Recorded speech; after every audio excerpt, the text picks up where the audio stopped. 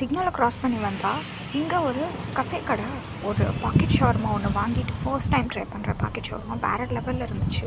அதோட சிக்கன் ஓவலோட தான் இருந்துச்சு. அது ரொம்ப சீஸ் அண்ட் ஜூஸியாக இருந்துச்சு. என் ஃப்ரெண்டு டேஸ்ட்டை பார்த்துட்டு ஒரு 4 பார்சல் பண்ணுங்கண்ணா அப்படின்னு சொல்லிட்டான். அதுக்கப்புறம் நானும் அவனை ஷேர் பண்ணி சாப்பிட்டுட்டு இருந்தோம். வெளியில் ரொம்ப கிறிஸ்பியாகவும் உள்ளே ரொம்ப ஜூஸியாகவும் இருந்துச்சு. கண்டிப்பாக ட்ரை பண்ணுங்கள். அடுத்து நாங்கள் சொன்ன ஜூஸஸும் வந்துருச்சு.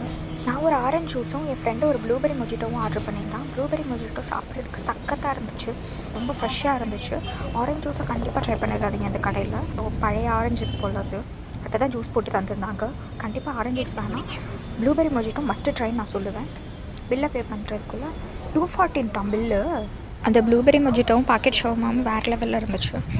அந்த ஆரஞ்சு ஜூஸ் ஏண்டா வாங்கினோன்னு இருந்துச்சு. அந்த ஆரஞ்சு ஜூஸ்க்கும் சேர்த்து போட்டான் பில்லு. கடைசியாக ஒரு கிட்கேட்டை வாங்கிட்டு வந்தாச்சு. அதுக்கப்புறம் ஐஸ்கிரீம்லாம் சுற்றி பார்த்தோம். அதில் வாங்க காசு இல்லை, அப்படியே வந்தாச்சு.